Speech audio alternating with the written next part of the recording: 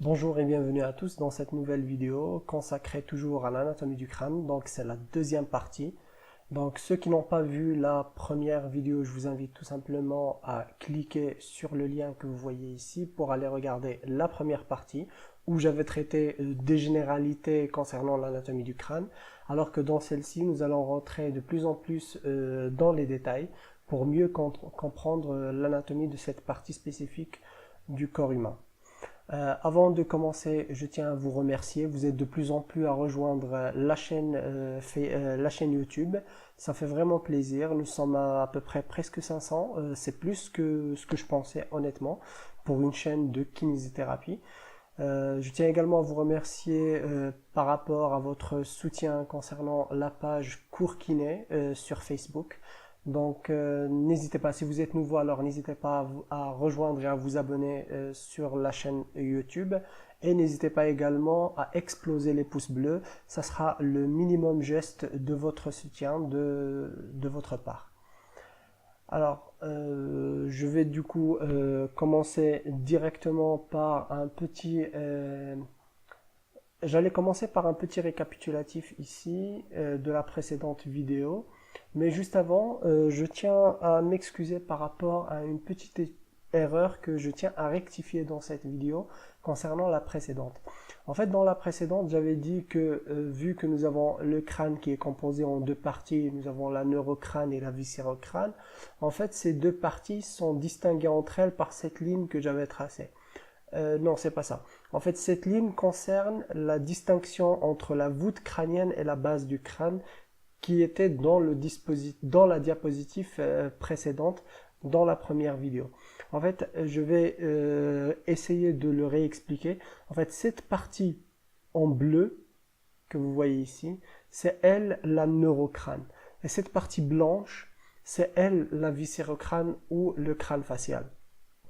Et donc, cette neurocrâne, si on prend une ligne imaginaire qui va la séparer en deux, ici, nous aurons deux parties. Nous aurons la voûte crânienne ou la calvaria et nous aurons la base du crâne qui se trouve ici. Voilà, tout simplement, c'était une petite erreur que j'avais fait. Je m'excuse et j'ai tenu à la rectifier dans cette vidéo.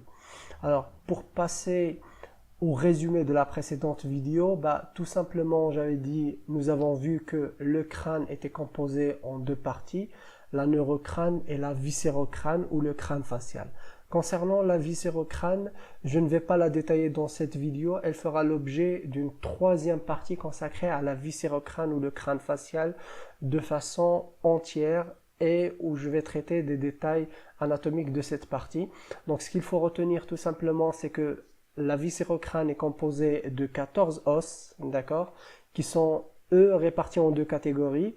Nous avons 6 os pairs et 2 os impairs. Quant à la neurocrâne ou la boîte crânienne, et comme son nom l'indique neurocrâne, donc ça vient de neurologie, donc c'est la partie qui est en contact avec l'élément le plus important de notre système nerveux central qui est l'encéphale. Donc c'est cette partie qui protège réellement l'encéphale et ses méninges. Cette partie, elle est elle aussi répartie, on va dire, en deux sous-catégories ou en deux sous-parties. Nous avons la calvaria, qui est la voûte crânienne, et nous avons le plancher, ou la base du crâne. C'est justement dont je parlais ici avec cette ligne imaginaire. Donc, à partir de là jusqu'ici, nous avons la calvaria, et ici, le plancher ou la base du crâne. D'accord? Donc, ces deux parties, la calvaria et le plancher, les os qui les forment sont en nombre de 8, eux aussi répartis en deux catégories. Nous avons 2 os pairs et 4 os impairs. Alors, donc nous avons dit qu'il y a la calvaria et le plancher, et nous avons dit qu'il y a 8 os. Donc naturellement, il y aura un certain nombre d'os qui va appartenir à la calvaria, et un certain nombre d'os qui va appartenir au plancher, et également un certain nombre d'os qui va appartenir à la calvaria et au plancher de façon mutuelle. Alors, pour se rappeler, donc là, c'est là où on s'était arrêté la dernière fois. C'est un petit peu la même chose. Cette diapo dit quasiment la même chose que cette diapo ici. Donc ici, vous voyez que nous avons classé les os de la boîte crânienne selon leur appartenance. Par exemple, nous avons deux os temporaux ici qui appartiennent à la voûte crânienne et à la base du crâne. Nous avons deux os pariétaux qui appartiennent à la voûte du crâne. Nous avons l'occipital qui appartient à la voûte du crâne et à la base du crâne, ainsi de suite. Alors, donc, pour se rappeler de façon intelligente, donc, concernant la calvaria, je vais mettre ici un C, la calvaria, et je vais mettre la base du crâne, d'accord, un B ici. Alors, pour se rappeler, il faut savoir qu'il y a un seul os qui appartient à la calvaria de façon unique, d'accord, et c'est l'os père qui est l'os pariétal. Donc, il appartient à la voûte crânienne de façon unique.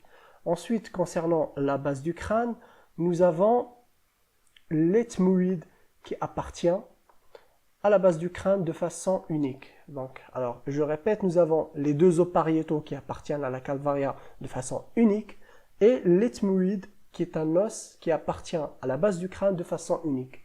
Les os restants appartiennent mutuellement à la calvaria et à la base du crâne. D'accord? Donc, c'est une façon, c'est une petite astuce tout simplement pour se rappeler de cette classification. Alors, ensuite, maintenant, nous allons du coup attaquer tout ce qui est orientation et position des os entre eux. D'accord? Donc, nous avons vu les os. Vous vous rappelez, nous avons l'os pariétal, l'os... alors, je vais vous le mettre ici, la liste. Juste un instant. Voilà. Donc nous avons les deux os temporaux, les deux os pariétaux, l'os occipital, l'os frontal, l'ethmoïde et le sphénoïde. Donc voilà, je viens de les citer, mais il faudra bien les voir dans l'espace tridimensionnel, leur position, leurs orientations, où chaque os se trouve par rapport à un autre os, comment ça se fait, d'accord? Alors c'est pour ça que j'ai choisi de vous les montrer dans ce logiciel qui s'appelle Anatomie et Physiologie Visible Body, que je vous conseille vivement, honnêtement, il est très intéressant, vous aurez la possibilité, comme vous voyez, de voir les os un par un, vous avez les sutures, ainsi de suite, d'accord? Alors donc ici, il faut distinguer deux parties, comme je vous ai dit, nous avons ici toute cette partie qui est la boîte crânienne et le reste, c'est le massif facial. Alors, nous allons partir dans ce sens-là, d'accord, du frontal, pardon, de l'antérieur vers le postérieur, d'accord. Ensuite, nous partirons du supérieur vers l'inférieur, et donc l'os qui se trouve dans la partie la plus antérieure du crâne est l'os frontal, il est ici, d'accord? Juste en arrière de l'os frontal, nous avons les deux os occipitaux, vous les voyez ici, nous avons l'occipital droite ici et l'os occipital gauche ici, d'accord? Et encore plus en arrière, plus en arrière et de façon plus inférieure, nous avons l'os occipital que vous voyez ici. Voilà, c'est comme une petite demi-sphère qui... Pardon, une petite demi-sphère qui se trouve vers la partie postéro-inférieure, d'accord? Ensuite, nous avons ici l'os temporal, vous voyez, d'accord? Ensuite, nous avons deux autres os, ce sont des os plus spécifiques et qu'on n'a pas la possibilité de les voir de façon bien distinctive depuis l'extérieur. Nous avons le sphénoïde qui se trouve ici, que nous pourrons repérer grâce à ces grandes ailes. Donc ici nous avons la grande aile du sphénoïde, donc gauche, et de l'autre côté nous avons la grande aile du sphénoïde droite. Donc vous voyez, grâce à ces trous où se trouvent les yeux, nous avons la possibilité de le voir. Il a une petite forme il a une forme comme un papillon. Et l'autre os, le dernier, qui est un peu plus difficile également à distinguer, c'est celui-là, c'est l'ethmoïde.